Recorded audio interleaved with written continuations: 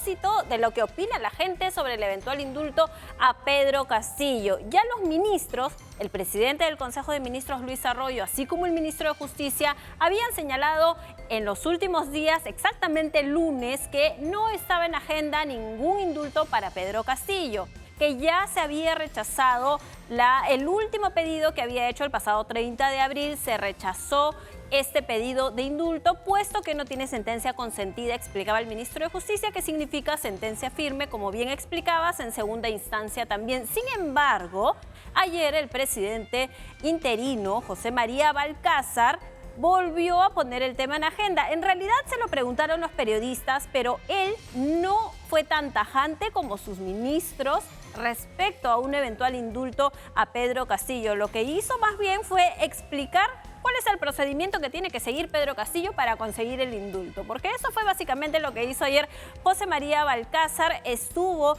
en el departamento de Loreto, que además declaró emergencia sanitaria para Loreto. ¿Y qué te parece si escuchamos lo que dijo José María Balcázar? Porque como pocas veces, pero la verdad es que hay que mencionarlo, José María Balcázar sí responde preguntas de los periodistas, sí brinda conferencias de prensa, es lo que ha hecho durante o desde que inició su gestión. Vamos a escuchar lo que dijo respecto al indulto del expresidente Pedro Castillo.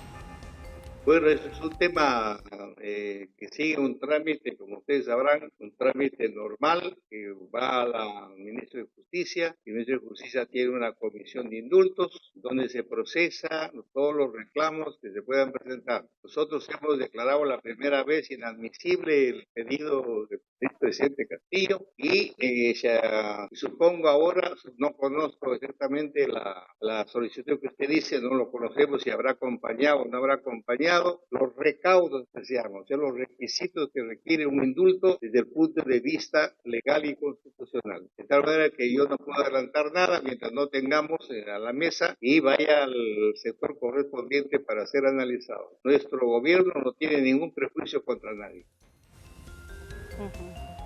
¿Qué te parece, Lorena? Ha dejado abierta la posibilidad finalmente de que si cumple toda la solicitud, todo el procedimiento y todo este trámite, él dice que de manera autónoma él tomará su decisión respecto a algún pedido, eventualmente un nuevo pedido que haga Pedro Castillo respecto al indulto. No sé, yo siento, ruge como león, tiene melena de león, es león.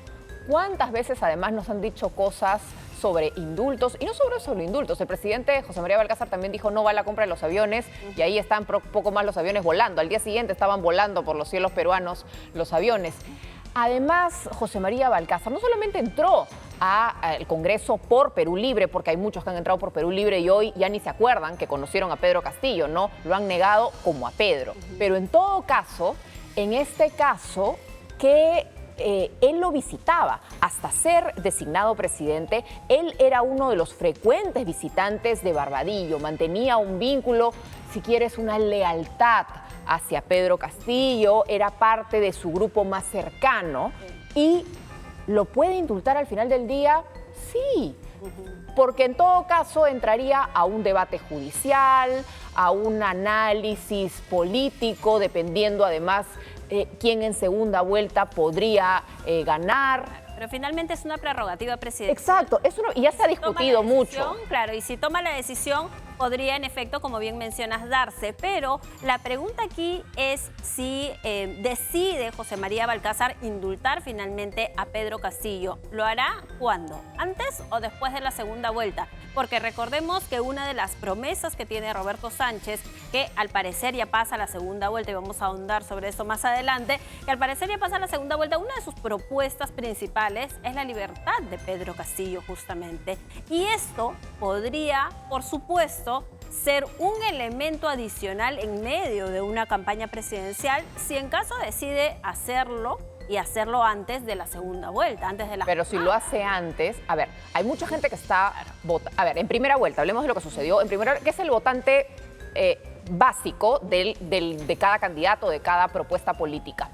Mucha gente que votó en primera vuelta por Roberto Sánchez lo hizo por Pedro Castillo, porque creen que es Pedro Castillo, que emula a Pedro Castillo, porque confunden con el sombrero. O por la reivindicación del voto, considera que se lo han quitado. Por la reivindicación al voto, pero por Pedro Castillo, porque quieren a Pedro Castillo. Te guste o no te guste, quieren a Pedro Castillo. Pero si Pedro Castillo está libre, ¿ya por qué querrían a Roberto Sánchez?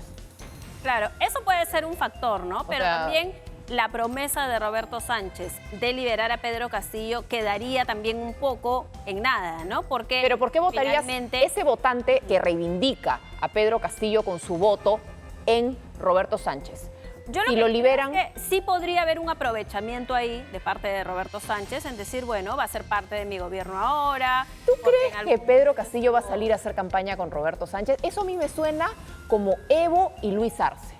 Cuando Luis Arce lo perdona, le dice no hay problema, todos tus procesos, regresa a Evo, y de ahí se terminaron matando por el poder. Pero creo que aquí hay un factor importante, que hay senadores y diputados familiares de Pedro Castillo.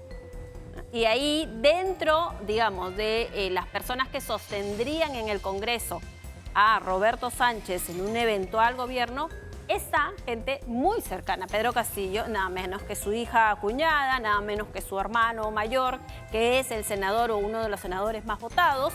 Entonces sí creo que puede haber ahí una alianza, una participación de Pedro Castillo en lo que sería un eventual gobierno de Roberto Sánchez, en caso haya una libertad. Pero no sé, yo creo que Pedro Castillo al final del día no se va a aliar con nadie. Pedro Castillo quiere ser el presidente y quiere ser el número uno. No se va a conformar con ser jefe de la PCM mientras tanto, esperar 5 años. Por otro lado, además está el factor Antauro. Eso puede ser. Antauro tampoco es que se va a quedar callado 5 años esperando cómo se reparten el poder.